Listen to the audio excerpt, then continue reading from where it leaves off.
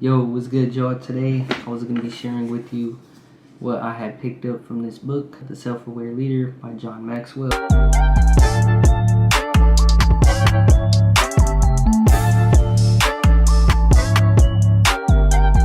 If you never tuned into his content, essentially he does just speak about leadership.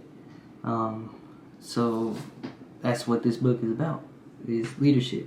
Obviously, it's with yourself, and what is the main point and the main topic of this book is leading yourself before you lead others. So that's how he starts off with this book, pretty much saying that you need to learn how to really just be the best that you can possibly be, and so how that could spread to one another and really could just help other people become the best person they can be as well. And there was a quote right here at the end, let me find that for you, that he has said that I thought it was so dope. Took hella long to find. It says, leadership is the lifting of a man's vision to higher heights, the rising of a man's performance to a higher standard, and building of a man's personality beyond its normal limitations. So breaking down what I said, from being a leader with yourself and being the best you could be to helping other people be the best they could be, that is a quote to just put that in so much better words. And I hope that you guys agree with that as well. He did share 4 mistakes that he made as a leader in his early career, and how pretty much those are like big mistakes that made him what kind of leader he is today. Number 1 being that he didn't have any direction and like really just the ability to prioritize correctly. And he states that activity doesn't equal accomplishment. So sometimes if you aren't doing something that is going to bring value to the world, to others, and especially to yourself, then what you are doing sometimes may not be actually a priority or something that is of value. Whatever.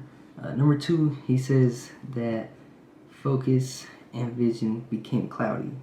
So he got distracted and really just wasn't focused, and that is a big mistake that a leader could make, because if you get distracted, you become unclear and focused, you're just going to lead people to nowhere, or they're also going to have the same blurriness and cloudiness that you have, because that's what you spread to them. Number 3, he said that there was no work and life balance that he had. So there was probably just some struggles right there that he had within his life that probably caused to not be focused. And then 4, he delayed a decision of letting someone go. So you can see how this can cost money, time, resources, stuff like that. There's this cool phrase that they did talk about, or that they do have, and it's listen, learn, and lead. Once you listen, you become a great learner, and when you learn and apply, you can then lead. An important thing that they brought up in the book was just how, we got 2 ears, 1 mouth, and that is for us to really just listen and pick up and be the best person when it comes to learning, and just to never stop learning. Everyone knows that not to never stop learning, but overlearn. Like, just be consumed of learning, because that's only going to make you a better leader.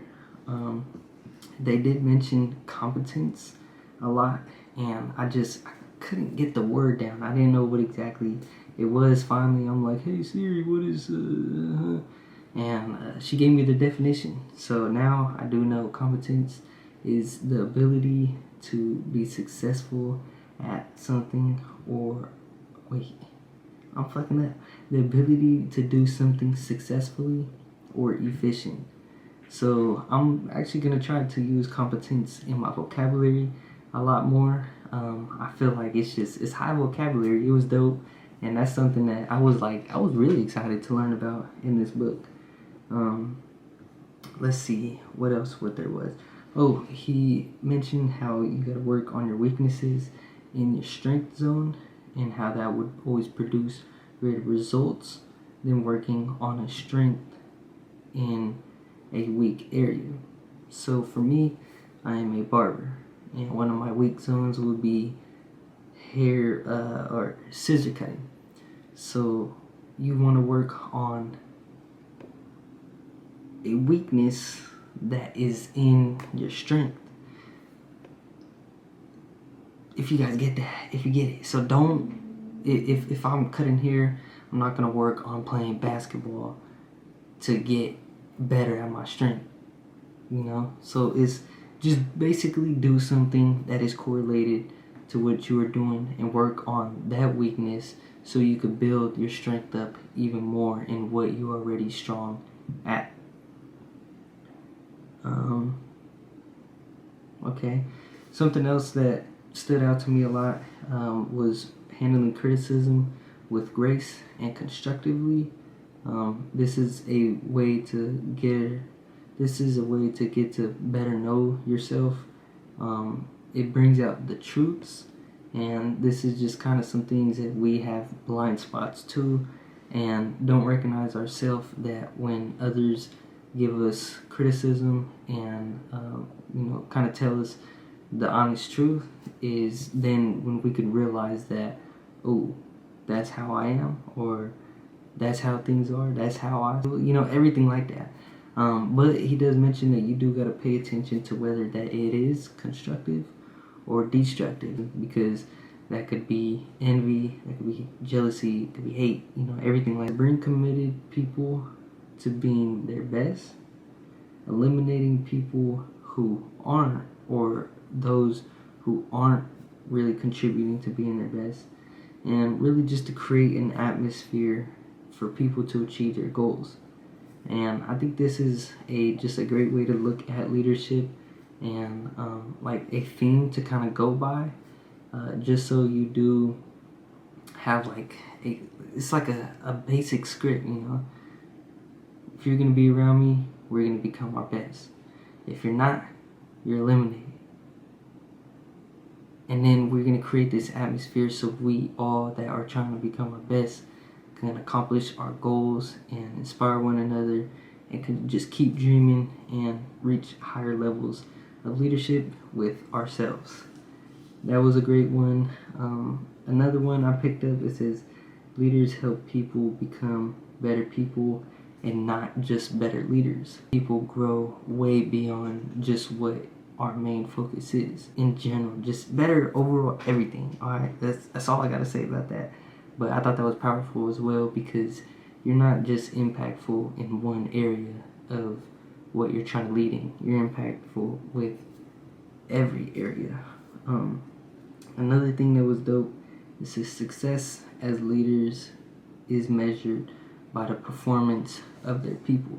Especially with social media, how a number can place like their rank as a leader, and I think that is completely false, because if they are leading either people in the wrong direction or aren't even leading those people at all, then it really doesn't make them a valuable leader. So a way to be measured as a leader is by the performance of their people and not the leader itself. Because if you're doing a good job as the leader, then the people that you are leading should be performing at an elite and a high level, which is directly correlated to your skills that you're passing down. So I thought that was really dope, and really just shows whether or not if that person has true leadership ability or not. So that is the high points really that I picked up from the book. There is plenty of gems in here, and there's a lot of like points that he brings up that there's quotes in there, and a lot of stuff that really just dissects a lot more down. And maybe there's some things in the book that you would have picked up that resonated a lot more with you. So that's why I feel like it doesn't hurt to try and read the book and really see what exactly it is.